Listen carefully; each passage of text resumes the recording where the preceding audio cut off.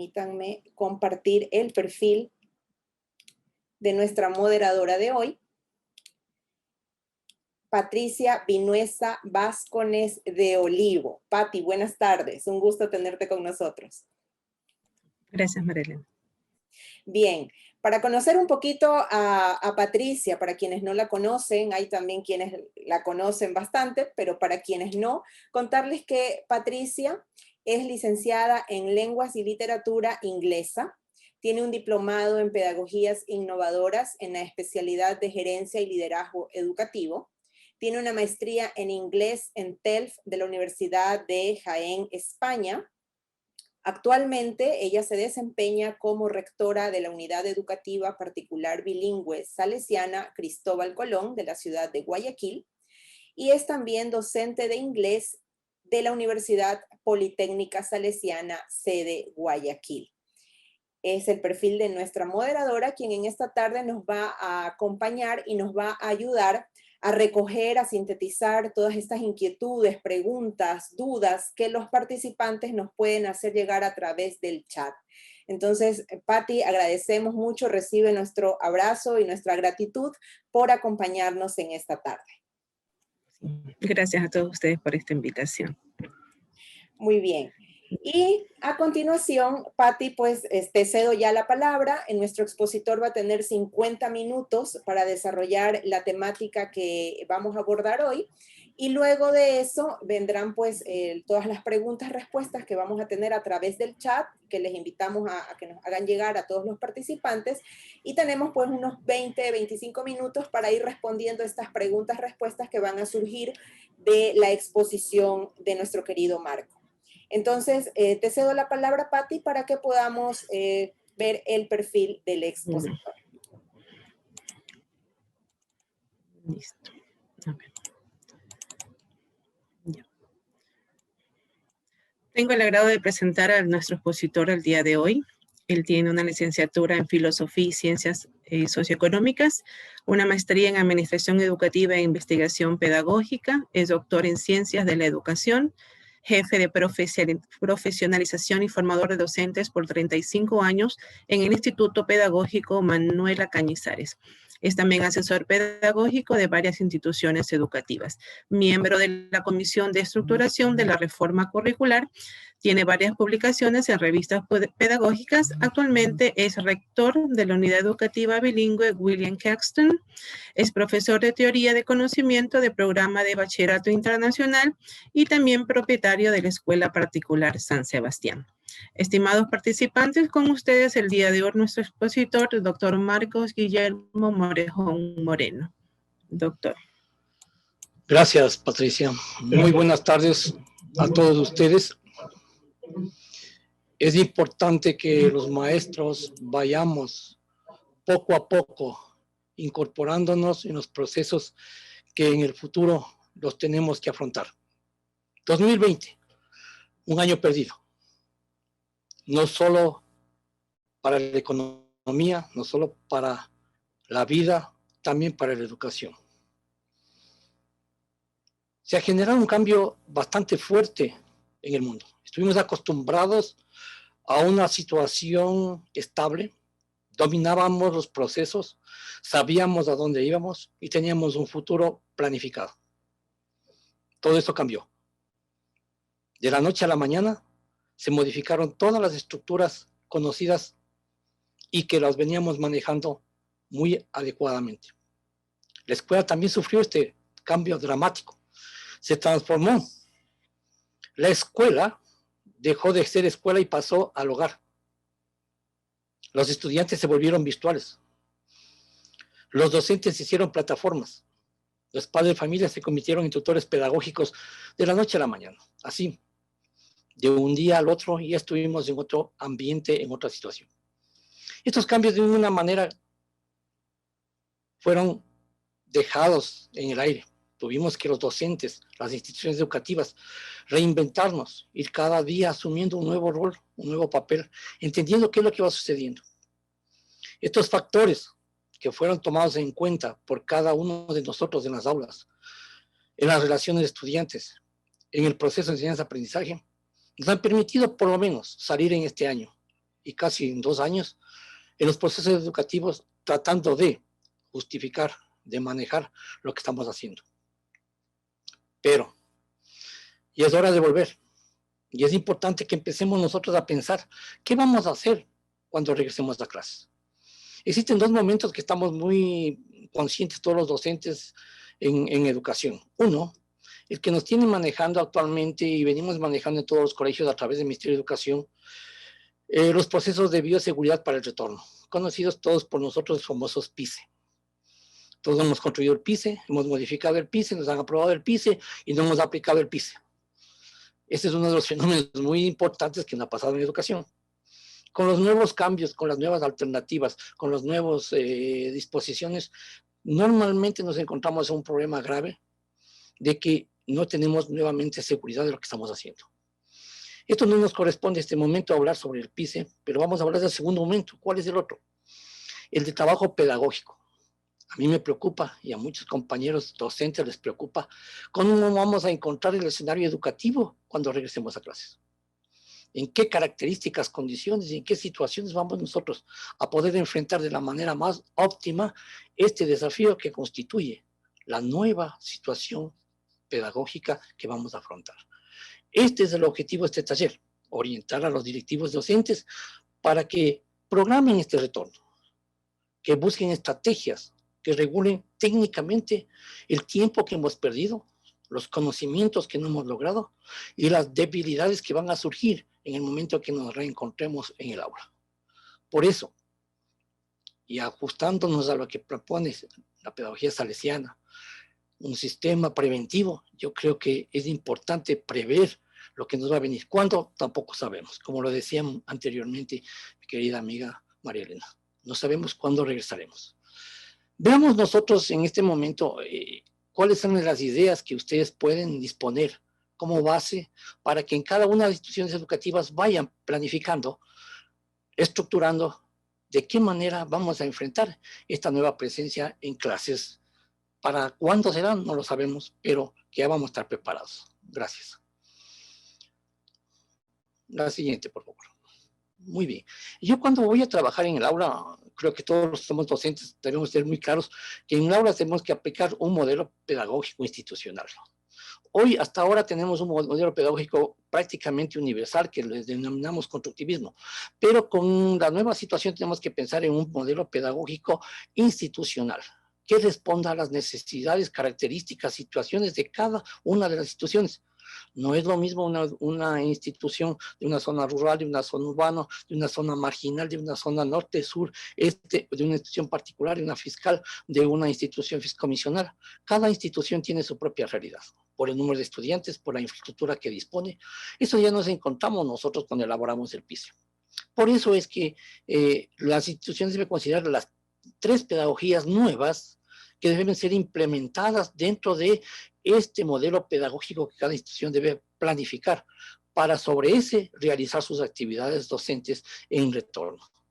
Hay 3 pedagogías que las conocemos, las hemos escuchado, las nos han enunciado y muchos hasta las hemos practicado. La primera es la pedagogía de la incertidumbre. En el mundo actual estamos en esta pedagogía, en la incertidumbre. No sabemos qué va a pasar mañana, qué va a suceder mañana. Hasta el día de ayer no sabíamos si hoy íbamos o no fin de semana, y sí, ahora sí no podemos salir fin de semana. Esto también en educación sucede lo mismo, la incertidumbre. Cuando entramos al aula, cuando regresemos a clase, vamos a tener una incertidumbre. ¿Cómo están nuestros alumnos? ¿Cómo funcionan nuestros alumnos? ¿Qué tienen nuestros alumnos? ¿Qué aprendieron ellos? ¿Cómo está mi escuela? ¿Cómo me voy a relacionar con ellos? ¿Cuál va a ser los peligros o no peligros? ¿De qué manera las voy a tratar? Es decir, un ambiente bastante difícil. Esta incertidumbre nos va a permitir a todos los docentes a cambiar de mentalidad frente al problema. Es decir, yo debo estar muy claro de que ya no tengo la seguridad y que la experiencia que he tenido durante muchos años, si bien va a ser un fondo de conocimiento, pero tiene que ser reinventada. Tenemos que buscar nuevas alternativas, estar listos al cambio, a la transformación. La seguridad de la experiencia ya no va a ser el único elemento que disponemos.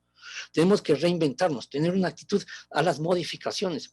Mi plan de clase puede ser modificado constantemente. Mi planificación va a ser constante. Mi PCI a lo mejor no me vale sino un poco tiempo. A lo mejor mi didáctica y mi proceso didáctico es que manejaban toda la relación con estudiantes no fueron así. Ahí tenemos un momento de incertidumbre. Tenemos que pensar qué pedagogía vamos a manejar en cada institución frente a esta nueva situación y definir en función de la realidad que disponemos cada uno de nosotros en nuestro entorno. La segunda pedagogía que tenemos que manejar es la pedagogía del error. El error constituye uno de los elementos que va acompañado con el hombre. El hombre aprendió a ser hombre y a desenvolverse en la realidad a través del error. La comprobación de sus errores le dio el conocimiento, y el conocimiento se desarrolla solo por justamente ir buscando qué errores deben ser eliminados para convertirse en verdad. El error fundamentalmente tiene que ayudarme a qué cosa, a yo comprender que el conocimiento va a ser modificado. El aula ahora va a ser un elemento donde vaya construyendo nuevos conocimientos y vaya ayudando a los alumnos a cambiar sus errores. La educación hasta ahora ha sido inflexible y exacta. Las evaluaciones de nosotros siempre están en base de cuántos errores cometió el alumno. El famoso eslogan de ¿qué cosa? Es decir, el error siempre tiene que ser un síndrome de rotulación de rojos. ¿Cuánto falló? ¿Cuánto acertó? Hoy, en el nuevo enfoque que debemos manejar, el error debe ser parte del proceso de enseñanza-aprendizaje. En la clase va a cometerse errores, se va a encontrar errores, se van a plantear errores, y el alumno tendrá que buscar la capacidad intelectual para esos errores eliminarlos. En matemáticas, en vez de darle que resuelva un ejercicio de matemática, yo le voy a dar el ejercicio resuelto con 3 errores para que el alumno, en grupo, en trabajo, en cooperativa, busque cuáles son los errores que están en ese problema y plantee las verdades que son. Esto ya lo vienen manejando. Cuando nosotros nos dan en algún lugar un papelito cuando dice busque los 5 errores, busque las 5 diferencias, busque el camino para encontrar la salida. Es decir, esta pedagogía tiene que implementarse dentro de los procesos de aprendizaje. La otra pedagogía que tiene que manejar es la pedagogía crítica. Ya lo hemos venido manejando, donde nosotros a la observación y a la comprensión del contexto planteemos nuevas alternativas de solución, de búsqueda de mejores propuestas, de alternativas de trabajo. La didáctica debe ser el elemento más importante de la pedagogía crítica, es decir, cada institución debe construir una didáctica que le permite en cada una de las áreas establecer los mejores mecanismos para que los alumnos reflexionen, critiquen, planteen nuevas soluciones y generen nuevas alternativas de conocimiento. Estas 3 pedagogías que vamos a implementar cuando regresemos a clases, van a ser visualizadas en los procesos ya de planificación y de ejecución del trabajo. Esto sería un preámbulo pedagógico sobre lo que vamos a sugerir a ustedes como estrategias para el plan de retorno. Por favor. He tratado de sintetizar, más en forma didáctica que científica ni pedagógica, las etapas que nosotros deberíamos o supuestamente deberíamos abordar cuando regresemos a clases. La primera es la planificación curricular institucional de retorno. ¿Sí? Ya todos conocemos, somos expertos, hemos manejado muchos años, desde 1996 hasta acá hemos manejado la planificación curricular institucional. Somos expertos en esta situación. Por lo tanto, esta planificación curricular institucional ahora sí debe ser más clara que antes.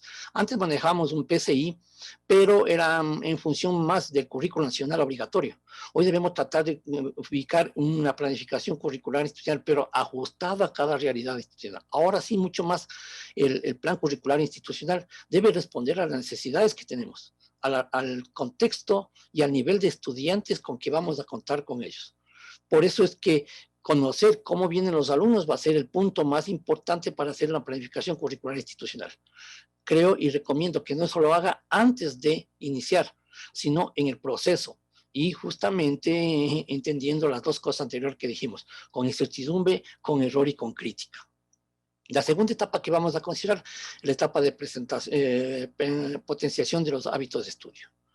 Esto que siempre hemos manejado, hemos usado en clases, hemos dicho, hemos hablado, hay muchos talleres, pero muy pocos practicamos en clase, es la potenciación de los hábitos de estudio, el hábito de estudio. No entendiendo como el hábito de hacer deberes, no el hábito como hacer las cosas fuera de aula, sino en el aula. Ahora tenemos que tener muchísimo cuidado en trabajar en el aula, porque ya el elemento padre de familia durante 2 años ya nos dio algunas lecciones y algunos mensajes de que ya están cansados de nosotros, de cómo trabajamos, de cómo vivimos, de las tareas que mandamos, de que ya no más, que menos y que más trabajo para ellos y menos para los docentes. Entonces ahora tenemos que pensar un poco que en el retorno debemos estar más claros que la ocupación del padre de familia y el tiempo fuera de clase va a ser menor porque tiene que ser más utilizado en la hora de clase, en el momento en que el alumno esté en clase. Yo siempre manifiesto que el conocimiento tiene que construirse en clase, no en casa. Y eso es muy fundamental. El alumno cuando sale de una hora de clase, cuando terminó un periodo de clase, cuando manejó un contenido, él debe saber dominar ese conocimiento. Caso contrario, tenemos una dificultad tremenda y que a veces llamamos a los padres de familia, señor padre de familia, por favor ayúdeme, su niño no lee. Pero si como usted está ya un quimestre y 2 quimestres, pero a veces habíamos tendido hacia la casa esta responsabilidad. Hoy tiene que presentarse más los hábitos de estudio en clase. Y la tercera etapa es la inserción de los estudiantes en la vida social en el aula. Una de las cosas que se ha resquebrajado, se ha destruido, se ha detenido, es la vida social de aula. Esta vida social de aula nos va a preocupar muchísimo a nosotros docentes, a las autoridades, a los DECES, ¿no? A los tutores y a los inspectores. Es un conjunto que va a tener que trabajar muy fuertemente. Ahí habrá que redefinir los famosos códigos de convivencia, porque las condiciones en que vamos a retomar van a ser otras. Tratemos de ir desmenuzando y dando sugerencias a cada uno de estos elementos que genéricamente les he planteado este momento. Veamos de primero la primera etapa. Gracias. Muy bien. En la primera etapa, planificación curricular institucional. Todos los docentes conocemos muy claramente que planificar el currículum tiene varios estamentos. El currículum grande que viene por parte del Ministerio de Educación, el primer nivel, que es el obligatorio común para todos. El otro, el institucional, y el de aula, que es la planificación que nosotros utilizamos en eso. Primero hablemos de la planificación curricular institucional de retorno. ¿Sí? Lo primero que los maestros tenemos que hacer, el primer paso que tenemos que hacer es reunirnos los docentes, más o menos ya pensando en la época y en el momento, cercano al momento en que vamos a reiniciar, a retomar clases, y de hacer un barrido de contenidos básicos de áreas por cada nivel y subnivel. Es importantísimo que el tiempo que vamos a disponer, es obvio, ¿no? La palabra planificación está relacionada directamente a tiempo. No hay nada más que hacer. Y el tiempo que tenemos es muy corto, muy poco. Y la recuperación mucho más va a ser más fuerte porque vamos a retomar casi 2 años. Antes teníamos un pequeño problema, retomar de julio a septiembre. Hoy tenemos que retomar 2 años. Entonces es importante que los maestros primero hagamos un barrido de conocimientos básicos en áreas de cada nivel. Esperemos que no nos cambien el currículo nacional hasta que regresemos, que es otra situación. Pensemos que estamos con este mismo currículo establecido en las áreas. Este currículum debe ser barrido. ¿En qué términos? Hay muchos contenidos que sí son importantes, pero son complementarios o subyacentes a los conocimientos básicos. Yo debo determinar precisamente qué voy a hacer en segundo grado, en tercer grado, en cuarto grado, en quinto grado, en sexto grado. Por un ejemplo, estoy hablando de matemática y estoy hablando de matemática. Y muy bien, mis alumnos van a tener los conocimientos de la numeración del 1 al 100, la suma y resta sin llevar. Ese es mi conocimiento básico y estos alumnos me voy a dedicar exclusivamente a eso.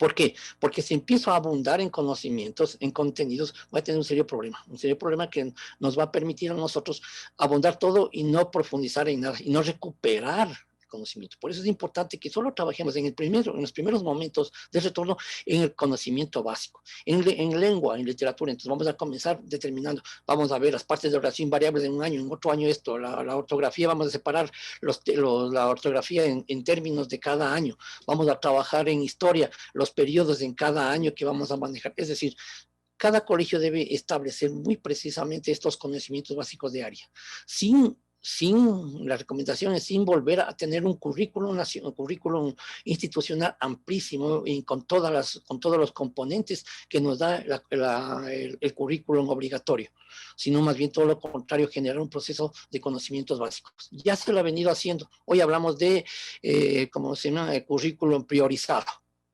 Ya lo está haciendo. Pero este priorizado debe ser institucional. Aquí el priorizado lo hizo el Ministerio de Educación, ahora tiene que ser cada institución, cada área en general. Y dar importancia, prioridad a las áreas básicas, a las 4 áreas básicas del tronco común básico, porque esas son las que más necesitan la recuperación. Las otras sí son importantes, pero no necesariamente tienen que ser un prerequisito para el siguiente año. En cambio, en las básicas sí son necesarios prerequisitos. Si no sé sumar y restar, no puedo pasar a la multiplicación. Si no sé multiplicar, no puedo pasar a la división. Son conocimientos básicos necesarios que debemos manejar. Este es el primer paso. Segundo paso, realizar un PSI real de la institución. Es decir, si bien tenemos la obligación de la ley, que es del artículo 8, en el cual el currículum del reglamento es el currículum obligatorio, pero es más que seguro el mismo Ministerio de Educación entenderá que cada institución debe ajustar el currículum a su institución. Entonces, este currículum que vamos a manejar de toda la institución debe ser realmente real. Debe ser real, no debe ser un currículum a prueba del Ministerio de Educación, sino a prueba de la institución, no a prueba de maestros, sino a prueba de la institución, de tal manera que la institución realmente ahora sí tenga un currículum interno. El tercer paso es establecer las destrezas básicas a ser potenciadas. Nosotros todos conocemos las destrezas, hay destrezas generales, destrezas específicas, tenemos destrezas motoras, destrezas intelectuales, tenemos una gran cantidad de destrezas, ¿no? Y es importante que vayamos determinando en las áreas qué destrezas debemos manejar. La lectura y la escritura son destrezas fundamentales en el lenguaje. Por lo tanto, estas destrezas deben ser manejadas no solo en en lengua y literatura, sino tiene que ser manejada en todas y cada una de las áreas. Potenciar la lectura y potenciar la escritura va a ser un factor muy importante dentro de este proceso que estamos de retorno. De ahí que las áreas deben un trabajo interdisciplinario, establecer qué destrezas son necesarias para los momentos en que vamos a retomar. Si bien cada área tiene sus propias destrezas, pero es importante tener unas destrezas básicas que nosotros vamos a potenciar en la institución educativa. ¿Sí? Cuarto paso, elaborar una temporización de los contenidos básicos por parciales. Este es otro aspecto que sugerimos y que al menos sí me ha dado resultado, en que no hagamos un currículum que quede general para todo el año, sino que si ya prioricé en el primer paso, si ya hice un PCI, ese PCI con las destrezas más los contenidos, lo haga estableciéndolos para cada parcial, de tal manera que en cada parcial tengamos una reunión de reajuste de PCI. Un reajuste de contenidos, un reajuste de destrezas, para que ese reajuste no me vuelva a generar un proceso otra vez de vacío, como se genera. Después de terminar 6 meses nos encontramos en los exámenes quimestrales y en las notas nos encontramos los vacíos de 6 meses. Es muy difícil recuperar 6 meses. Es más fácil recuperar un parcial.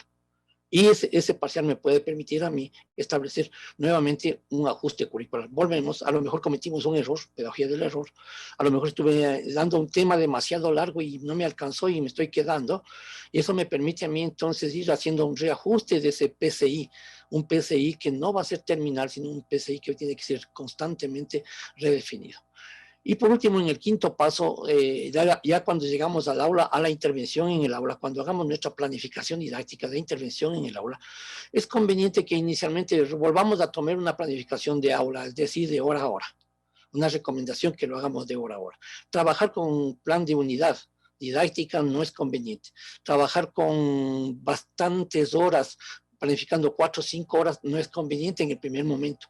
¿Por qué? Porque necesariamente me voy dando cuenta que cómo vinieron los estudiantes, en qué situación estaban, qué es lo que está fallando. Es decir, en el aula me voy a ir dándome cuenta de que no existen prerequisitos para avanzar, que se deterioraron destrezas, que los alumnos terminaron olvidándose ciertos conocimientos que son necesarios para empezar a trabajar. Que cuando estoy hablando de máximo común divisor y les pregunto qué es máximo común divisor, ni idea, ni se acuerdan qué significaba máximo común divisor. Por eso es necesario entrar a procesos en aula, para que en esa aula, durante esa aula, manejemos procesos de conceptualización primero. Es importante que la primera fase de trabajo, dependiendo del modelo pedagógico que maneje usted y del plan de clase que utilice, es preferible que comencemos por una reconceptualización, conceptualizar los términos.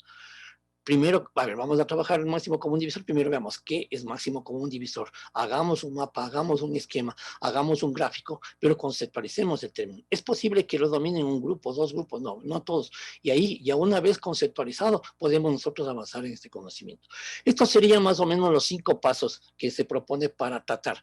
Uno, de ir mejorando en el camino la importancia del PCI como guía para la intervención del docente en el aula.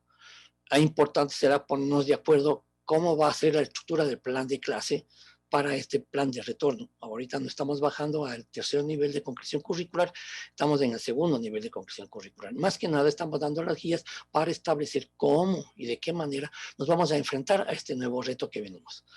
Veamos la segunda etapa. La segunda etapa dice potenciar los hábitos de estudio. Dice, los hábitos de estudio son el primer paso para activar y desarrollar la capacidad de aprender de los alumnos. Verdaderamente los maestros nos quejamos mucho de sus estudiantes muchísimo tiempo, de que no aprenden, que no atienden, que no conocen, que no saben, y a veces nosotros nos refrescamos en esto, ¿quién mismo tiene la culpa? Los profesores, el maestro, los padres de familia, la tecnología y muchas cosas más. Después hablamos un poquito de la tecnología sobre este aspecto. El hábito de estudio es muy fundamental, lo hemos dejado de lado en muchos campos, ¿sí? Los hábitos de estudio se han perdido. Mire, los maestros hoy nos ha tocado volver a tomar hábitos de estudio, planificar, buscar información, sintetizar información, elevar a la plataforma, buscar las mejores estrategias, los mejores videos, y empezamos a desarrollar este hábito de planificación que no lo teníamos, que se le quedó antiguamente, antes del 2020, quedó en presentar la planificación al vicerectorado, que no sé si se acabó el problema. Hoy no, hoy vamos viendo porque tenemos testigos de nuestro trabajo. ¿Y cuáles son los testigos? Los papás que están atrás de los alumnos el rato que estamos dando clase. Esa es una de las cosas más importantes que nos ha pasado. Y como ya tengo testigos, entonces tengo que yo demostrar que realmente estoy preparado para enfrentar a los estudiantes, para que vean que así trabajaba antes, entre comillas. Pero bueno, ahora estamos trabajando así y nos ha dado buenos resultados porque los maestros hemos aprendido, nos hemos interiorizado y hemos desarrollado esos hábitos de estudio, y que es bueno. Pero ahora tenemos que empezar a trabajar con los alumnos cuando regresen los hábitos de estudio de ellos, porque hubieron algunos antecedentes que han venido a destruir los hábitos de estudio que es posible que los alumnos ya tenían. Primero, poco tiempo de cada área de estudio. O sea, la cantidad de tiempo que teníamos para cada área no lo pudimos utilizar exactamente como está ahora. La malla curricular y el pensum de estudios que establece, no es lo mismo malla curricular y que pensum de estudio, ¿no? La malla curricular son las materias, el pensum de estudios son el número de horas que disponemos para cada asignatura. La cantidad de tiempo que hemos establecido, el pensum de estudio que hemos utilizado para dar las clases, no es el mismo que estaba establecido por el Ministerio de Educación o que veníamos manejando en el colegio, en el proyecto educativo institucional. Hoy se cambió, ¿por qué? Por el ajuste de tiempo, porque hubo presiones de que los niños están cansados. Hay colegios que manejamos todo el tiempo las clases. En ejemplo nuestro, nosotros manejamos el mismo horario de presencial. Otras instituciones no lo han hecho así, han hecho menos horas. Otras instituciones a nivel de estado tenemos apenas 2 o 3 horas de clase diarias. Es decir, ha habido una flexibilidad formidable de esto. Segundo, el docente fue el principal actor del proceso didáctico y ahora sabemos nosotros que el profesor durante todos estos 2 años, por eso se ha generado un proceso de cansancio, de estrés, de situación complicada de los docentes, porque han estado todo el tiempo a cargo en la plataforma, desde la entrada hasta la salida, y ahí tratando de pelear con 25, 30 o 50 que le atiendan y haciendo estrategias a que le vean, y al mismo tiempo presentando la planificación, y al mismo tiempo presentando la guía positiva, y el video y las cosas más. Es decir, el actor más importante ha sido el profesor, y el que recibe la clase más ha sido el padre de familia, ¿no? Porque él está atrás viendo qué es lo que hace, porque el que reclama es el padre de familia, no reclama el alumno, no dice, profe, no nos dio la clase completa. El papá dice, señor, yo le vi pues que estaba ahí usted sin dar la clase. Entonces, mire cómo ese escenario que tuvimos ahí nos generó que el actor del aprendizaje sea el docente. Cuando retornemos, tiene que cambiar totalmente el proceso, tiene que ser el actor el estudiante. Ya el maestro no puede regresar a estar dando clase como daba magistralmente, tiene que cambiar su actitud frente a los estudiantes. No tenía autonomía en el trabajo, ¿no? El alumno no tenía autonomía, no tiene autonomía, no tuvo autonomía. Es decir, siempre tenía atrás alguien que le decía, atiende, ve, y el padre de familia, el profesor, creo que con mi vicerrectora, Se pasaba contando cuántas veces llamaban la atención los padres de los profesores y el 25% del tiempo era llamada la atención. Es decir, para recuperar la clase, para recuperar la atención.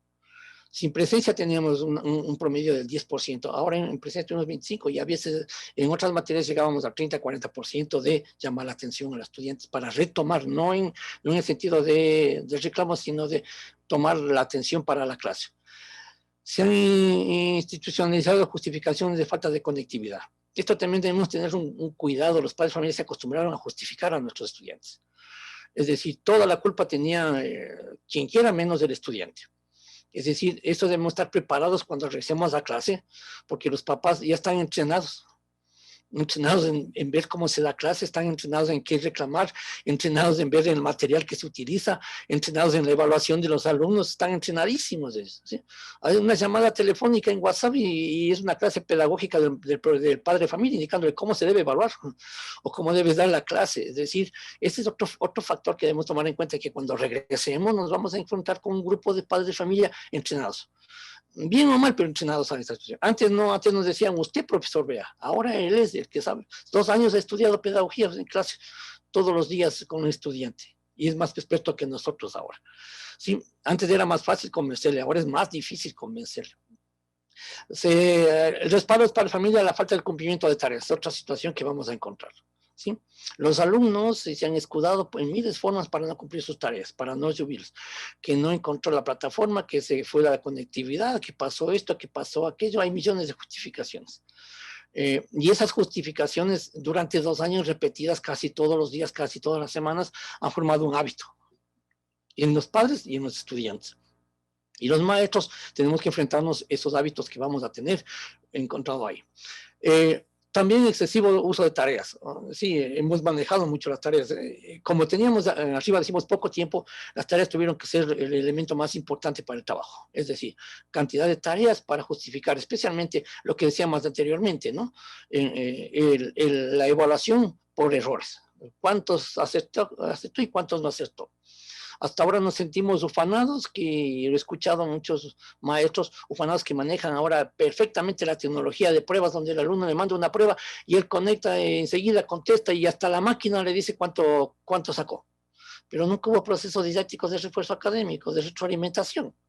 O sea, yo sí tengo las notas, aquí está, y padre de familia, aquí vea usted, puede entrar en la plataforma y vea cuántos contestó, punto, se acabó el problema. Esas cosas que ya no vamos a tener acceso a hacerlo y vamos a trabajar de otra manera.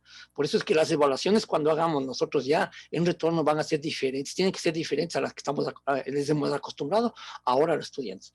Pocas horas dedicadas al estudio, ese es otro aspecto importante. Los estudiantes tuvieron poco tiempo para estudiar, no para asistir a clases, por favor. La diferencia es asistir a clases y otra cosa es estudiar. Es decir, manejar, retroalimentarse, preparar, dar situaciones.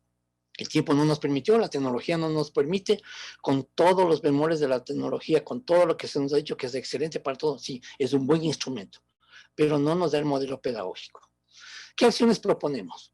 Primero, potenciar el trabajo en grupos.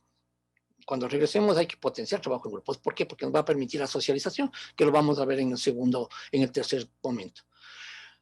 Mantener pausas de reinserción, esto es importante, ¿no? De golpe no ingresemos a hacer nuestra clase formal, estructurada, nadie se me mueve y todos los brazos adelante y el que me mueve le anoto, no, todo lo contrario. Tenemos que entrar de poco a poco, es decir, volver a tener en clase un espacio medio parecido al comienzo en la casa, ¿no? Donde no las normas no eran estrictas, sino el muchacho se mueve, tenía movilidad. Aquí el maestro debe tener pausas de recesión en clase, es decir, si trabajo 10, 15 minutos, alguna actividad que me permita movernos, salir del entorno de conocimientos hacia un entorno afectivo, hacia un entorno de interrelación. Esto va a permitir que los alumnos poco a poco vayan reinsertándose en la disciplina de aula, en las 4 paredes de la clase y en el pupitre que él dispone, porque ya no va a tener la cama, el sofá, ¿no? Y la mesa del comedor o el lugar confortable en que estuvo 2 años. Eso le va a molestar muchísimo. Muchos no van a soportar estar sentados. Ese es uno de los problemas más importantes que tenemos. Recuperar constantemente la atención en el aula. ¿sí? El maestro debe controlar la atención en el aula. Es decir, no es dejar, no como éramos hace 500 años, dando la vuelta a la pizarra y escribe y escribe y escribe y atrás no sabíamos qué sucedía. Hoy debe haber una interrelación más cerca. El maestro debe estar constantemente ubicando al estudiante en el proceso de aprendizaje, por favor, en el proceso de aprendizaje, con pregunta. La pregunta es fundamental y no la pregunta como lo hacíamos, a ver, ¿quién sabe la fecha tal? Sino, a ver, Juanito, Jorge, dígame usted, ¿cuál es la fecha tal? A ver, Lupita, tú eres muy inteligente y nos vas a decir esto, es decir, las preguntas dirigidas con el nombre y a la estudiante que sabe. Cuando el alumno sabe que le están preguntando así de esa manera, él no se distrae porque sabe que cualquier rato le pregunta. Normalmente en las preguntas, cuando hacemos genéricas, lo único que contesta es el que sabe más. Y los restos están felices, escudados en la levantada de mano de los 3 y 4 que siempre lo hacen. Entonces eso es importante. El uso de carteles en el aula, tanto por parte del docente y los estudiantes. Los trabajos que hagan en grupo tienen que hacerlo en cartel y estos pegarlos en aula para que quede para resonancia después en el conocimiento, para que el maestro los utilice estos carteles para reforzar el aprendizaje, para retroalimentar a los estudiantes. Esta técnica de cartel creo que muchos lo hemos visto. En Japón lo utilizan bastante, ¿sí? Las aulas son llenas de carteles, las nuestras no son llenas de carteles, a veces nos prohíben que peguemos nada en el aula, para eso habrá estrategias para poner palitos o lo que sea, pero los carteles y los trabajos deben mantenerse expuestos, especialmente durante todo el proceso de un contenido que se está manejando. El uso de cuadernos y textos físicos. Los alumnos han perdido la manera de utilizar un texto y han perdido la utilización de un cuaderno. Es también importante volver a retomar el uso del texto, que es importante. El texto no puede dejar de existir en el aula porque es el elemento más importante ahora en la construcción del conocimiento, a través de la información. El texto nos da una gran cantidad de tiempo, porque el texto ya viene elaborado y con ese texto elaborado yo puedo construir en clase, en vez de construir a los alumnos, a escribir a los alumnos ya bien escrito. Entonces el maestro debe volver a utilizar el texto, utilizar el cuaderno para hacer especialmente organizadores gráficos que le permitan sintetizar el conocimiento. Realizar trabajos individuales en el aula, ¿sí? Así como realicé trabajos en grupo, también tengo que hacer trabajos individuales. Y para que el alumno, también yo como docente, controle, vea qué está haciendo mi estudiante, cuál es el nivel de aprendizaje, y ver qué dificultades tiene y qué errores ha cometido. A lo mejor en su trabajo individual puede serlo un error y ese error corregirlo ya en trabajo de grupo. En la metodología de trabajo en grupo nunca trabajemos directamente en grupo, ¿no? Por favor, primero es preferible trabajar en individual, producir en individual y la producción individual llevarle al trabajo de grupo para sintetizar y después presentarlos en carteles a los demás compañeros. Conceptualizar todo nuevo conocimiento. Esto es importante, hace un momento lo decía, conceptualizar lo que estamos haciendo. Es decir, los nuevos términos que estamos manejando. Cuando yo digo poesía, los alumnos pueden saber una poesía, pero le pregunto qué es una poesía. No tiene la conceptualización de poesía. No podemos decir qué es poesía. Y normalmente en la educación ecuatoriana, ustedes ven más o menos mi trayectoria en formación docente, este ha sido unos problemas muy serios que hemos abordado siempre con los estudiantes, con los futuros maestros. Los alumnos no conceptualizan. Cuando se le pregunta un término, dígame una poesía, para ellos poesía es lo mismo que leyenda, o la poesía es igual que el verso es igual a que la prosa, y no importa, no importa, porque está acostumbrado a poner en la hoja de evaluación prosa, poesía y subraya o paré la que corresponde, pero no conceptualiza. Y eso es importante, la conceptualización, más que nada en este proceso de nueva reinserción, donde muchos conceptos han sido perdidos. Muchos conceptos no están establecidos. Cuando yo digo la época republicana, tiene que estar bien conceptualizada. ¿Qué es una época republicana? Cuando hablo de un populismo, tengo que saber qué es el concepto de populismo, más que poner estos autores a qué corriente, qué periodo histórico corresponde. Entonces, conceptualizar. Por eso utilizo el cuaderno y los organizadores gráficos fundamentalmente para hacer los mapas mentales, los mapas conceptuales, que no es fundamentalmente para eso, ¿no? Donde yo manejo los conceptos. Y estos conceptos pegados en el aula función. Los profesores de inglés, Patti, que es muy experta en inglés, sabe que las clases son rotuladas en inglés, especialmente en grados inferiores, porque visualizando permite esa conceptualización. No está escrita, pero conceptualiza, ¿no? De ver la mesa y table, y pues corresponde a eso, ¿sí? Funciona esa. Realizar trabajos individuales, conceptualizar todo nuevo contenido, potenciar la escritura y la lectura. Por favor, esto es muy importante. Los alumnos han dejado de escribir, especialmente por utilizar ahora las computadoras, ¿no es cierto? Ya no escribe. Ya, especialmente los grados inferiores, tengan, por favor, cuidado en retomar las destrezas de escritura y lectura, porque se han de haber perdido básicamente en un 50%. Entonces la lectura, y ahí viene el texto, ¿no? El texto, voy a leer el texto, con ese texto voy a elaborar conceptos, en ese texto voy a sacar ideas principales, ideas secundarias, como están en la parte de abajo, a elaborar resúmenes, es decir, producción del estudiante, no copia, no reproducción, sino que el alumno produzca. Cronometrar tiempo para realizar tareas y ejercicios es muy importante, ¿sí? El tiempo, vuelvo a insistir, la palabra tiempo igual a planificación. Si yo no tengo establecido en mi planificación cuántas horas dura mis actividades, no me sirve para nada. Yo he encontrado lindas planificaciones, pero no se sabe en qué tiempo se van a realizar. Nosotros tenemos una planificación y tenemos que aprender a planificar. ¿Por qué? Porque el tiempo que vamos a disponer después del retorno va a ser escaso, poquísimo. No sabemos cuándo regresemos. Si supongamos que regresamos a mitad del año, al segundo quimestre, peor todavía va a ser. Yo preferiría regresar a finalización de un año, no a mitad de un quimestre, porque perderíamos otro quimestre más. Preferible que comencemos un nuevo año para tener unos 2 meses de preparación y partir de cero, no en la mitad del trabajo curricular. Es una sugerencia mía que las tengo.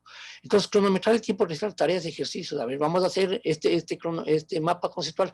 Tienen ustedes 5 minutos y los 5 minutos se cumplen. No, profe, ya me falta un poquito, no. El alumno tiene que aprender, eso se llama hábito de estudio, a manejar tiempo. En la casa ya no tuvo. Ese tiempo se perdió. Ya lo sabía antes acá.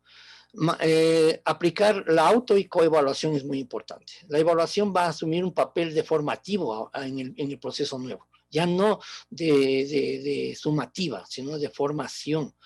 En la misma ley, el reglamento de educación dice clarito, la evaluación no está diseñada exclusivamente para dar calificaciones, dice, clarito dice. La evaluación sirve para mejorar los procesos de aprendizaje, los métodos de los maestros. La evaluación está directamente en la ley, el reglamento de educación está destinado a los docentes, para que los docentes refuerce, para que la palabra es retroalimentar los procesos didácticos que está aplicando en clase. Entonces, si la mayoría de mis alumnos no me entendió qué es el sustantivo, el problema es mío, no utilizar adecuadamente la estrategia metodológica en mi planificación para poder trabajar. Entendiéndose que estrategia metodológica es igual a ¿qué? A técnica más recurso. Una estrategia metodológica es técnica más recurso, es decir, yo debo tener una técnica y un recurso para ese trabajo. Construir cuadros de registro y exhibirlos en el aula de cumplimiento de tareas. Es importante que el alumno se dé cuenta que el maestro le está siguiendo, que le está viendo, que le está controlando, que está interesado en su aprendizaje, que sabe que en cualquier momento él se distrae, se mueve, el maestro se da cuenta. Entonces debe tener ahí un registro de tareas para que vean viendo el cumplimiento de las tareas. Entiéndase, tareas en aula y fuera de aula, no solo afuera. En aula y fuera de aula. Una tarea en clase se puede hacer perfectamente. A veces creemos que cuando decimos tarea es fuera. No. Tarea es un trabajo que realiza el alumno en forma autónoma. Es una tarea. Y concreción por parte del docente de cada tarea, corrección por parte del docente de cada tarea y visualizar dificultades para revisarlas y corregirlas con estudiantes. Recuerdan ustedes, nosotros nos mandaban 10 ejercicios de la de Baldor o 20 ejercicios de la Baldor, éramos 50 compañeros, ahí tenía 500 ejercicios del profesor, no creo que lo podía corregir, y ahora tampoco, ¿no? Pero si yo mando 1 o 2 ejercicios y los corrijo con mis estudiantes, es posible que tengan un mejor aprendizaje con ellos.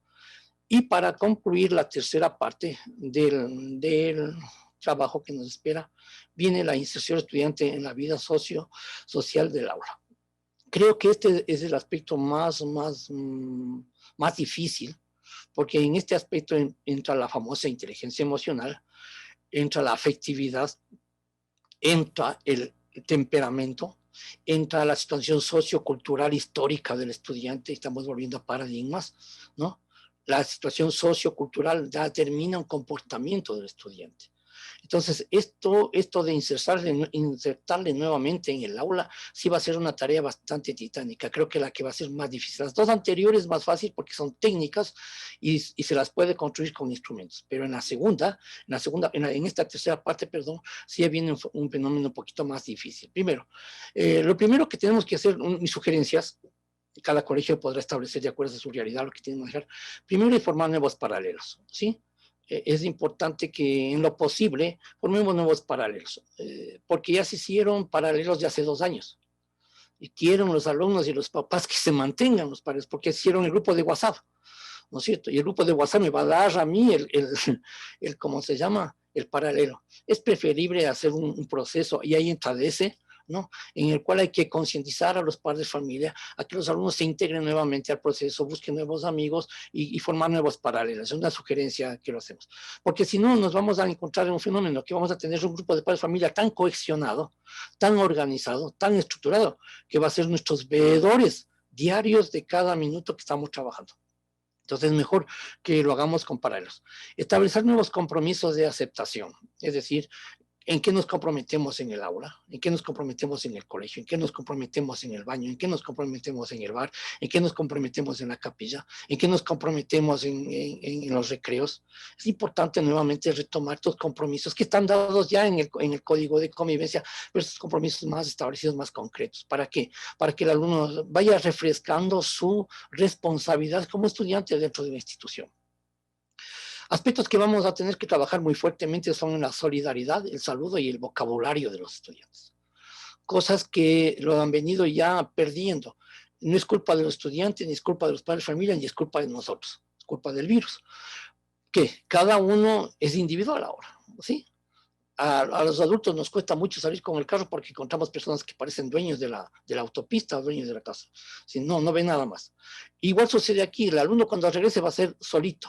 Y nosotros sabemos que los niños ahora en nuestros hogares son 2, máximo 3, y muchos son 1. Por eso la socialización de ellos no está bien establecida. La solidaridad en el aula va a ser muy importante que empecemos a trabajar. Ahí tenemos ejes transversales, valores institucionales que debemos establecerlo a través de los momentos cívicos que programemos nosotros en la institución, tanto total de la institución como en el grupo. Los saludos, que nuevamente hay que tomar los saludos, nuevamente sí, esa es una norma que se perdió, más que seguro, y que hay que volver a tomar. Y el vocabulario, cómo dirigirse a los compañeros, cómo dirigirse a los padres, a los profesores, cómo dirigirse a los miembros de la comunidad, a las autoridades. Los alumnos estaban con un vocabulario propio de hogar. Cada hogar tiene su propio vocabulario y su propio trato. Y de golpe tiene que retomar el colegio en esta situación. Trabajos de grupos heterogéneos, o sea, no trabajar con lo mismo siempre, ir cambiando constantemente los grupos. Hay metodología de trabajo en grupo, puede ser aleatoria, por sorteo, por historia, por tema, por trabajo, por interés. El maestro tiene que buscar varias alternativas de formar esos grupos de trabajo. Ejercicios de movilidad en la escuela. Esto es otro aspecto importante. Hay que volver a conocer la escuela.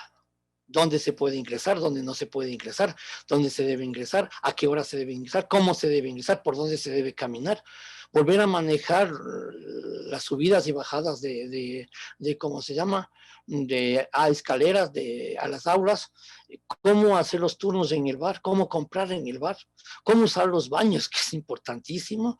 Es decir, estoy volviendo a cero, ¿no? Estoy volviendo a cero y es verdad que eso nos va a pasar, porque eso es lo que vamos a tener que vivir. Otro de los aspectos fundamentales es mantenerse en el puesto, ¿no? Sí, y cambiarle al puesto al alumno por parte del docente, no por parte del estudiante. Es decir, que constantemente les modifiquemos. Una recomendación es que lo hagamos cada semana, que vayamos nosotros en cada semana mejorando esta situación de, a ver, nos cambiamos ahora, para ir rompiendo los círculos amistosos que siguieron a través de las páginas web, del chat o de lo que sea, o de los primos o de los amigos exclusivos, para que vayan todos integrándose paulatinamente. Ya cuando superemos la situación de movilidad en el aula, de respeto en el aula, ya podemos mantener un puesto fijo, ¿sí? Cambio de ritmo de alimentación, esto es otra cosa importante, ¿sí? En la casa están acostumbrados a comer a cualquier hora, cualquier momento, en cualquier situación. Y entonces, sí, medio se cansan, apagan la cámara y se van al refrigerador, cogen algo, se toman y regresan. Eso ya sabemos nosotros cómo sucede, o lo tienen escondido por ahí para comer. O justo ese rato se apagó la cámara. Entonces, estos hábitos de alimentación tenemos que volver a trabajarlos adecuadamente, llegar a un compromiso cuando vamos a hacer los recreos. Los recreos sí recomiendo que sean un poco más extensos, no volvamos a una rutina rígida, exacta, sino más bien creemos una condición adecuada en el aula para que el alumno se vaya nuevamente familiarizando y nuevamente dándole cariño al edificio en el cual pasa. Antes los niños les encantaba la escuela, ahora les encanta su sofá. Entonces ese cambio hay que hacerlo, fundamentalmente. Trabajar en la postura en las áreas de trabajo, ¿no? O sea, cómo sentarse, cómo manejar el laboratorio, cómo estar en la sala de inglés, en el laboratorio de inglés, en los laboratorios de biología, en los de química, en los de física, ¿sí? Cómo manejar los taburetes, cómo manejar el escritorio, manejar todas las situaciones. Esto es muy importante que manejemos. Respeto a los horarios de ingreso y salida en el aula. Ese es otro aspecto importante. Nos va a costar muchísimo. Los primeros momentos vamos a tener un ausentismo a la primera hora en cantidad, porque la guerra que se levante, encoja la buceta y llegue al colegio va a ser tremendo para los padres de familia, porque los alumnos ya perdieron ese hábito, ese ritmo de trabajo que llamamos nosotros, ¿sí? Ese ritmo de trabajo que tiene. Entonces, por eso, primero tiene que ser un poco tolerante las horas. Es posible que no cojamos la hora de entrada a la misma exactamente, que era a las 6:30 o a las 5:30 cogía la buceta y llegaba al colegio a las 7 medio dormido, 7:05 ya estaba en clase y a las 7:20 entraba el primer profesor después de la tutoría. Es decir, hay que flexibilizar esos horarios.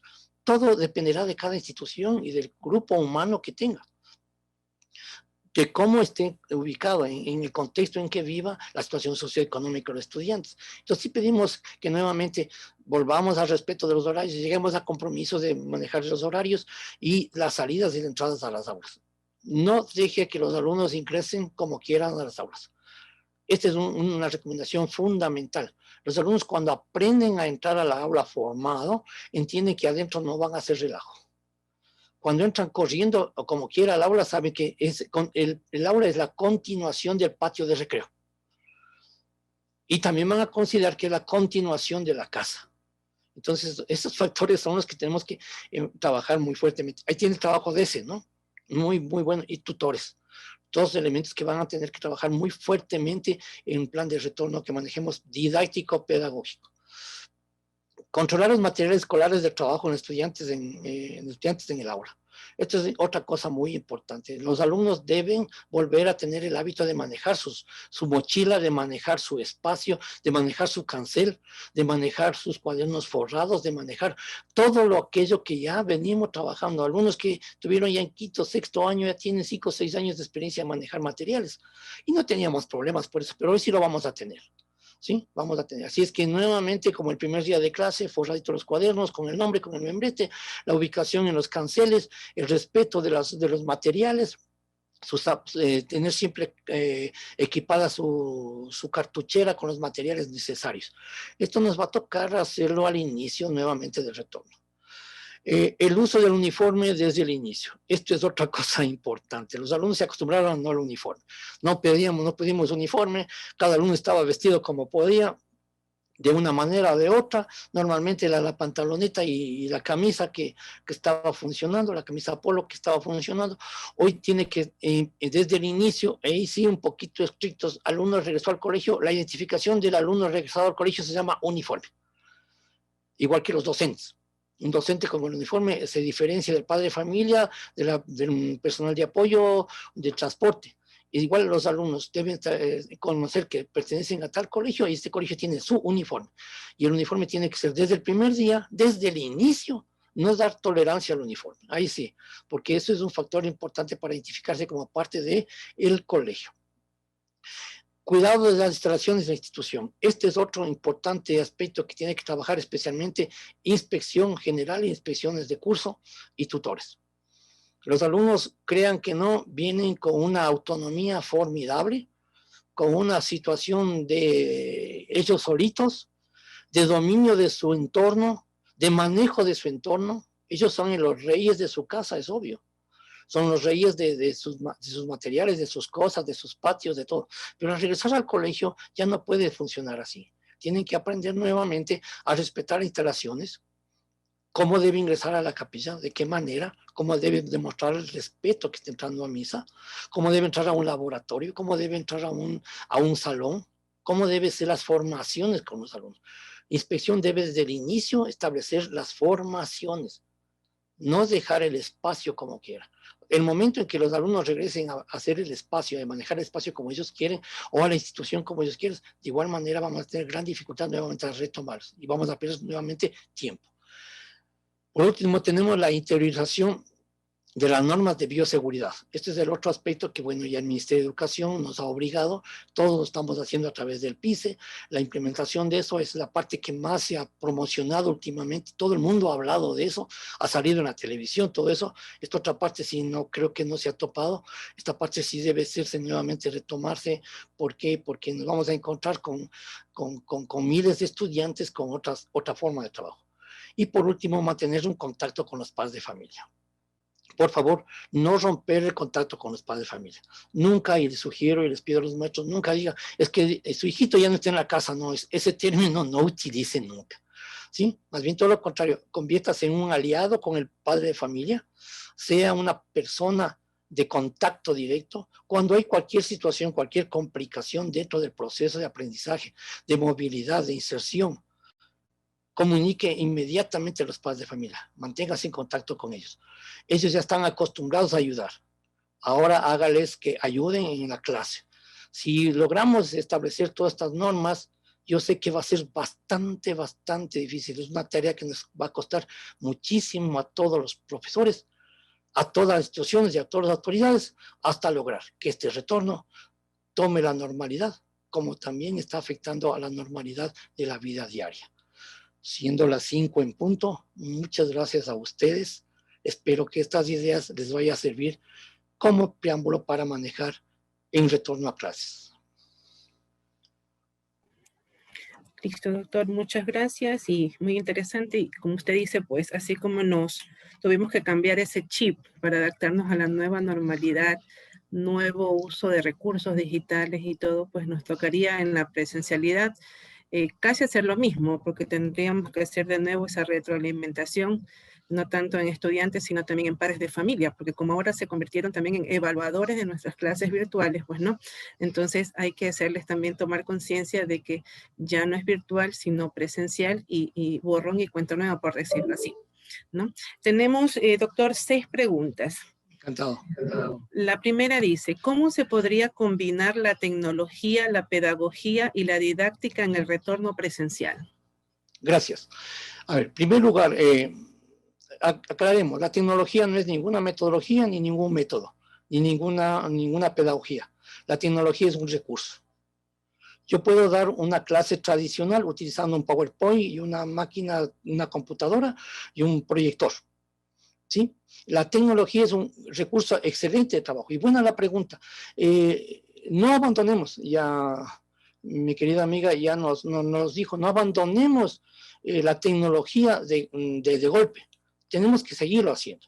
Es decir, en clase el maestro tiene que seguir trabajando con la tecnología que trabajó en Virtual. ¿Por qué?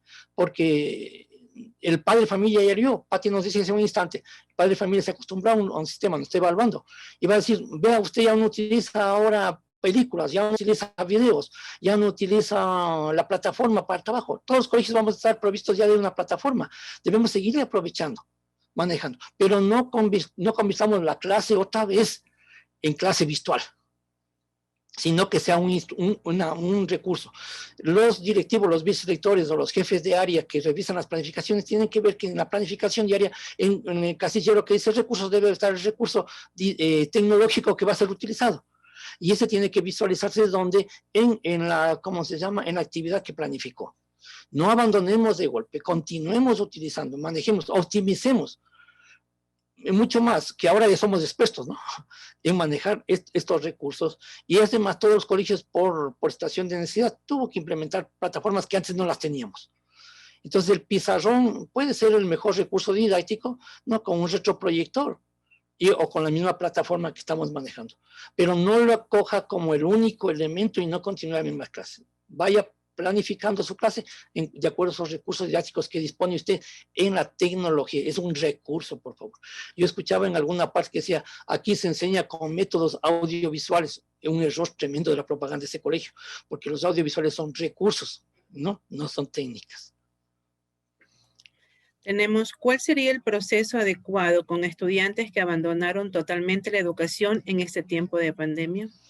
Perfecto. Los alumnos que abandonaron totalmente la educación en tiempo de pandemia, el Ministerio de Educación ya ha propuesto alternativas de recuperación primero de calificaciones. Es decir, si un alumno no aprobó un año, no estuvo un año, hoy le está proponiendo el Ministerio de Educación una alternativa de, por medio de proyectos educativos, generar, la recuperación de año escolar. Pero en el colegio, los maestros tenemos que ser muy claros en esto. Tenemos que establecer mecanismos complementarios con los alumnos. Los alumnos tienen que entrar y los padres de familia tienen que entender que no pueden integrarse directamente, o sea, pueden integrarse directamente, pero no deben tener un elemento complementario. Por ejemplo, el caso de inglés es un caso muy concreto, ¿no es cierto? Si yo tengo un nivel de inglés y viene un alumno sin ese nivel de inglés, tiene que entrar a un proceso paralelo para rectificarse eso. Entonces ahí los maestros, los colegios, debemos hacer planes de nivelación académica, exclusivamente académica, tomando en cuenta los conocimientos básicos que habíamos dicho en el PCI. Esos conocimientos básicos complementarios vendría a ser un aprendizaje acelerado para que el alumno pueda recuperar lo que no estuvo en conectividad el año anterior, solo el año anterior o 2 años anteriores que estamos manejando. Porque no les podemos negar la incorporación a la escuela. Dice, muchos niños no han desarrollado su pensamiento crítico o conceptualización porque los padres de familia en las preguntas que se les hace están listos para corregir sin darse cuenta del daño que les hacen a los niños al no permitirles equivocarse. ¿Qué estrategia aplicar para desarrollar esa seguridad de los niños nuevamente? Listo. A ver, me imagino que entre los participantes hay muchos profesores que están en educación inicial y en preparatoria. En educación inicial y preparatoria hay un eje básico que se llama identidad y autonomía. La primera situación, no echemos la culpa a los padres de familia. Nosotros no preparamos a los alumnos en autonomía. Siempre estamos diciéndoles qué es lo que tienen que hacer, cómo tienen que hacer, ayudándoles a hacer las cosas. En primaria, en preparatorio, el niño tiene que ser autónomo en el trabajo. Y el primer factor que debemos trabajar en los hábitos de estudio es la autonomía. Por eso los trabajos individuales y los trabajos en grupo. Para que el alumno se autocritique, tenga una clara visión de lo que está diciendo, de lo que está haciendo y de lo que está aportando. Por eso es importante que el maestro le retroalimente al alumno diciendo, mire lo que estás produciendo, lo que estás diciendo. No, el pensamiento crítico no se da por definición, no se da por conferencia, se da por trabajo diario constante. Y el aula tiene que convertirse en un elemento crítico donde le permita al alumno reflexionar sobre su práctica en el aula. Y el alumno determine su posibilidad de que aceptó o no aceptó, o tuvo o no un error, y que busque la alternativa de mejorar ese error que tiene. Los alumnos, el desarrollo del pensamiento no es por cursos, no es por decisión, ni siquiera y esto es igual que los valores. No porque hacemos un momento cívico de la amistad ya todos se llevan. ¿No? La amistad es una vivencia diaria constante entre los alumnos. Entonces el pensamiento crítico, el pensamiento individual, el pensamiento autónomo tiene que ser formado en clase. Sí, estoy de acuerdo con ustedes. Ya este año no tuvimos, se destruyó eso, por eso justamente estamos en este taller. Entonces, sin tomar en cuenta a los padres de familia, trabajemos en aula. Porque si continuamos dando la responsabilidad a los padres de familia y diciéndole que les controlen, que haga solito el deber, que haga solito la lección, que no ha hecho el trabajo, no vamos a conseguir, porque los papás están, como nos decía Patricia hace un instante, ya están acostumbrados a eso, a manejar. Entonces, la intención y el mensaje, ¿cuál es? Aquí en aula, ahí trabajemos. Optimicemos el tiempo en el aula, de tal manera que desde que entré hasta que salí, el alumno está bajo mi control didáctico, ¿no? Y el didáctico está en términos de que uso estrategias, técnicas y recursos. Y ahí entre el recurso tecnológico tan bueno que tenemos ahora. Si no, no vamos a recuperar a nuestros estudiantes. Si se plantea una modalidad híbrida virtual y presencial, ¿beneficiaría el proceso de inserción al proceso educativo? ¿Qué inconvenientes se podrían presentar? Bueno, a criterio personal para mí esto sería peor, ¿sí? Porque tendríamos dos grupos diferenciados. Y la diferenciación, por eso las instituciones que decidimos no presentar los PISES en términos de retorno progresivo, estamos conscientes de que mientras no tengamos todo el grupo de estudiantes en la casa, en la escuela, va a ser un doble trabajo. Es más, con la situación que vivimos, y ustedes han visto muchas instituciones que ya lo hicieron retorno, tuvieron que nuevamente cerrar por las cuestiones de seguridad que están manejándose. Yo preferiría, consejo solo como idea personal, mantenernos en virtual o en presencial, pero híbrido personalmente creo que no funcionaría. Ustedes mismos ven con los profesores las series de dificultades que tenemos en reuniones, en juntas, en calificaciones. Entre nosotros mismos tenemos un serio problema. Entonces, es bastante difícil que consigamos manejar dos grupos. Eso incluiría inclusive manejo de estrategias diferentes, ¿no? Manejo de evaluaciones diferentes y manejo de trato diferente, ¿sí? Porque ya la vivencia diaria de contacto ojo a ojo con el alumno es muy diferente a oído a oído, muy diferente, totalmente. ¿Cómo hacer eficaz una estrategia de contención emocional a estudiantes muy afectados por la pandemia y que han perdido inclusive hasta familias enteras? Bueno, el diagnóstico que tiene que hacer DES es muy importante. O sea, aquí va a asumir un papel formidable los DES de la institución. Nosotros los maestros estamos encargados de la parte pedagógica, didáctica. DES tiene que hacernos una especie de PCI, ¿no? Que digamos, haciendo un parangón, en que el DES establezca primero los casos que tenemos. Segundo, que establezca el grado de dificultad o el grado de vulnerabilidad que tiene el estudiante. Y de acuerdo a eso tiene que elaborar un plan de intervención. Ese plan de intervención tiene que ser construido de ese profesor, tutor y padre de familia. No el de ese solito. Tiene que hacer entre los tres. Es decir, concesiones de trabajo, porque tenemos que afrontar. Si es que el muchacho perdió todos los padres de familia, pues tendremos que ser más fuerte ese plan de intervención, donde los docentes nos informen de ese previamente cómo debe ser nuestra relación y nuestro trabajo. E inclusive tiene que entrar desde a trabajar con el grupo de estudiantes para no provocar esa desestabilidad emocional que puede generar en los estudiantes. Para mí, el gran responsabilidad que va a tener DESE al inicio de las clases va a ser formidable, porque tiene que detectar la vulnerabilidad, establecer este plan no solo con ustedes, no teórico, sino práctico, de acuerdo a la realidad. Como me dicen, ¿no? Si perdió todos los padres, todas las familias, o perdió solo uno, o perdió un hermano, todo eso va a implicar que DESE que está preparado y el grupo de DESE está preparado, establezca ese plan en coordinación, insisto, con padres de familia, profesores, que también determinará que el currículo que se maneje con ese estudiante tenga una cierta característica diferencial. Por ejemplo, deberes. Con ese muchacho no va a haber deberes, ¿no es cierto? Entonces, porque si estamos en esa condición, habrá que establecer sistemas de evaluación que no sean, como estábamos diciendo anteriormente, rígidos, ¿no? Y todo por tinta roja.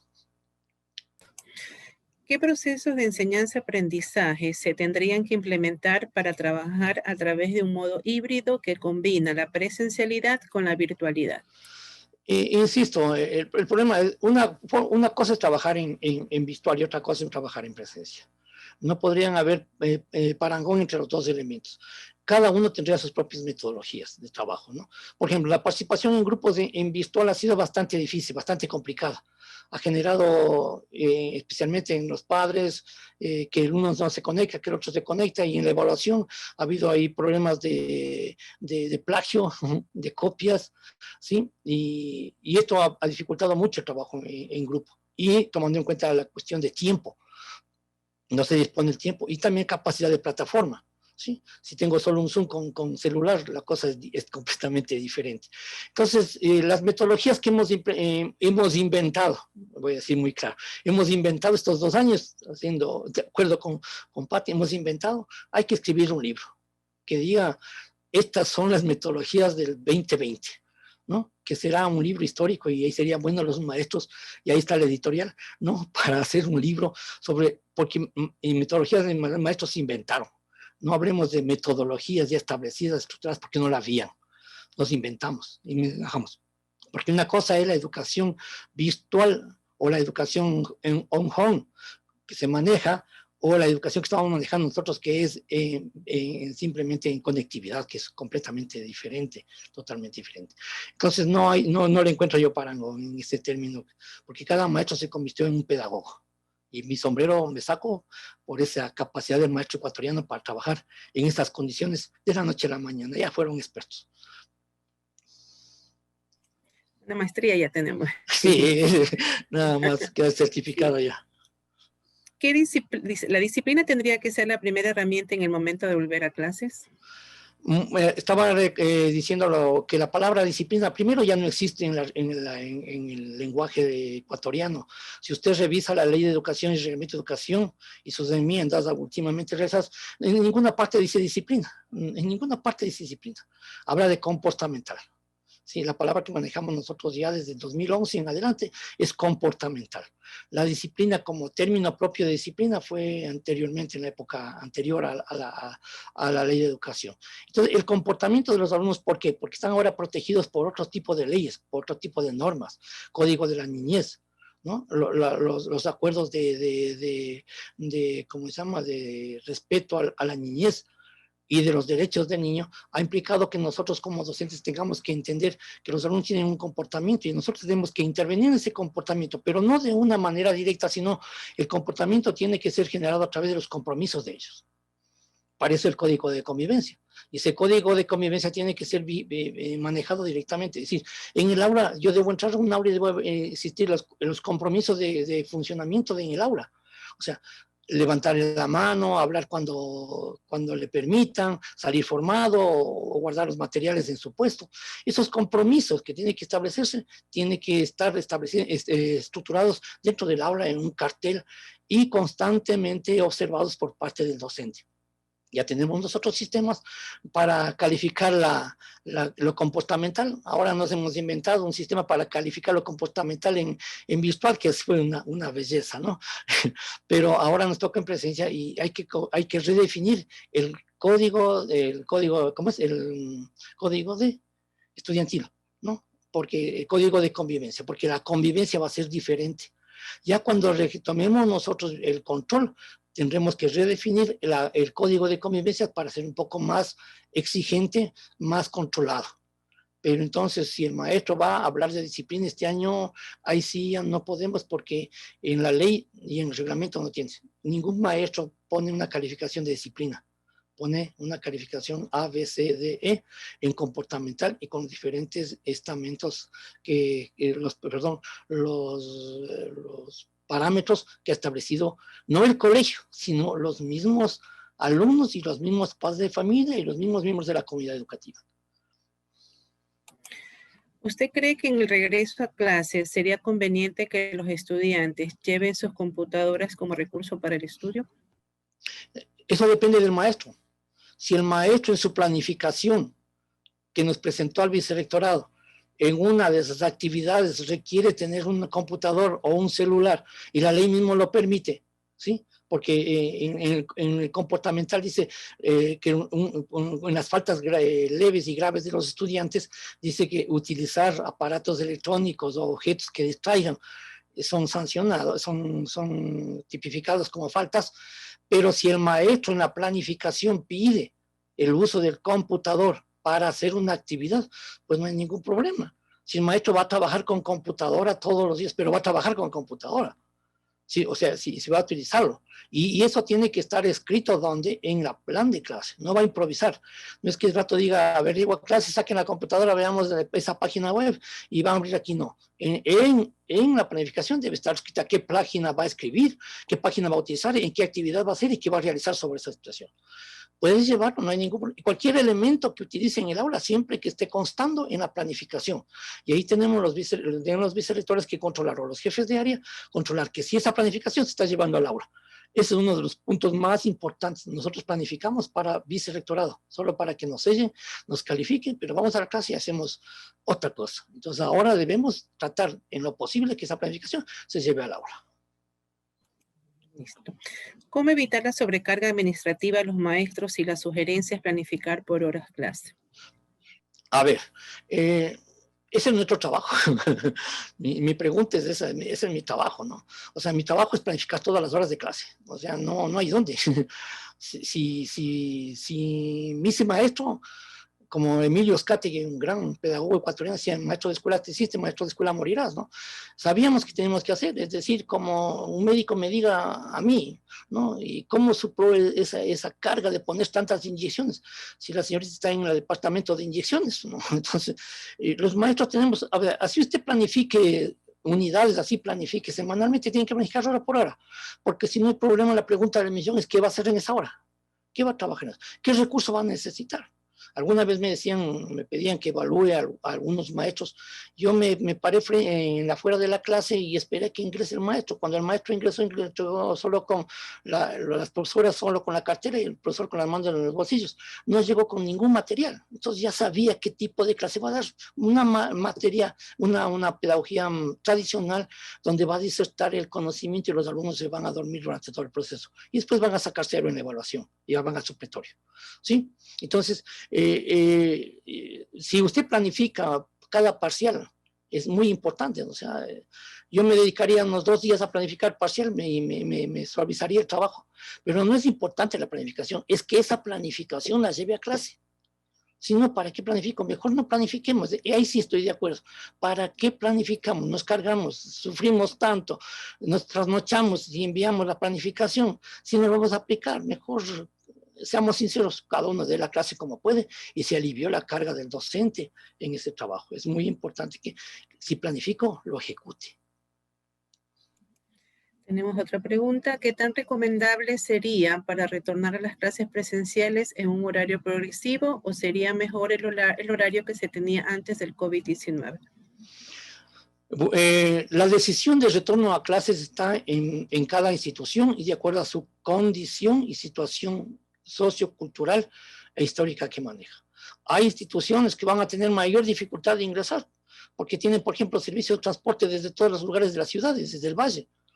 ¿No? Ese no va a ser, no pueden mantenerse el mismo horario. Hay otras instituciones más pequeñas que pueden ser instituciones de barrio, ¿no? Donde los papás van, dejan a los niños, es otra cosa. Entonces yo el horario que ingrese, lo que sí sugiero es que no sea el horario como manejábamos anteriormente, 7 de la mañana ya comenzábamos clases. Es posible que bajemos un poco a las 8 hasta que los alumnos se vayan acostumbrando y hasta que vayamos librando las dificultades que va a ser la movilización de los alumnos en clase. Porque ese es otro problema muy serio. ¿Cómo llegan los alumnos a clase? ¿Cómo llegan a la escuela los alumnos? Que es otro factor, pero que ya intervendrá eso en el caso de las condiciones de bioseguridad que el colegio establezca. Pero sí es conveniente no mantener el horario inicialmente fijo y estable como está manejándose, pero tampoco muy flexible para que sigamos creyendo que estábamos de vacaciones nada más y que volvemos al hogar en este aspecto. Yo recomendaría unas de 8 a 12 que se mantendrían las clases, serían las más adecuadas, negociando también con los padres de familia, conversando con ellos. Bueno, esa era la última pregunta. No sé si tengas otra, María Elena. No, por mi lado no. Muy agradecida por toda la exposición, Patti, también por tu ayuda para poder conectar al público con nuestro expositor. La verdad, he leído algunos mensajes en el chat felicitando y agradeciendo porque consideran que todo lo expuesto ha sido súper práctico, ¿no? Súper práctico y que va a ayudar seguramente mucho en este proceso de retorno que esperamos estar próximos a iniciarlo. Muchas gracias a todos ustedes por su atención.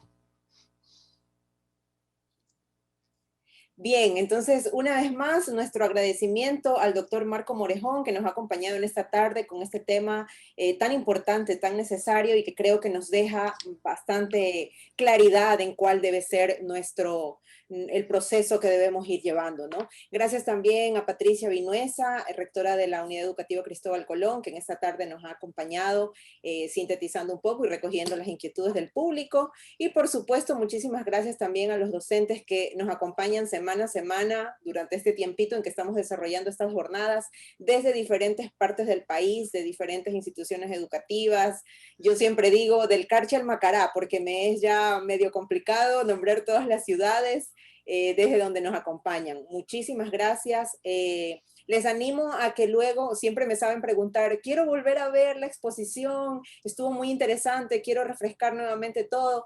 No se olviden que en nuestro canal de YouTube, Editorial Don Bosco Ecuador, encuentran siempre, generalmente 3 o 4 días luego del webinar, encuentran siempre la grabación completa de todo el evento que se desarrolló. Así que les invitamos a entrar a nuestro canal de YouTube y ahí van a encontrar esta grabación. Permíteme, María Elena, agradecer a Editorial Don Bosco este espacio de aporte a la educación ecuatoriana fundamentalmente. Un gusto, Patricia, conocerle, ¿sí? Éxitos en su labor, y a todos los compañeros que estuvieron asistiendo como parte de Editorial Don Bosco. De igual manera, los participantes, por su tiempo, inviértanlo en educación. Muchas gracias a ustedes. Bueno, de mi parte también, doctor, gracias por esta explicación que no se aparta de la realidad en que vivimos actualmente. El NS y todo su equipo de trabajo, con María Elena a la cabeza, digo yo siempre. Gracias también por esta invitación y a la orden siempre. Y participantes, pues también gracias también por conectarse a los webinars de LNS, muy productivos, que nos ayudan a avanzar y a veces a cambiar ciertas cosas, ¿no? Que ya con la virtualidad hemos ido aprendiendo en el camino, pues, y la presencialidad en un futuro, y Dios quiera que esto ya termine pronto, nos tocaría, pues, volver a retomar, llenar vacíos y volver a enfocarnos en cómo estábamos antes, ¿no? Gracias una vez más y a la orden.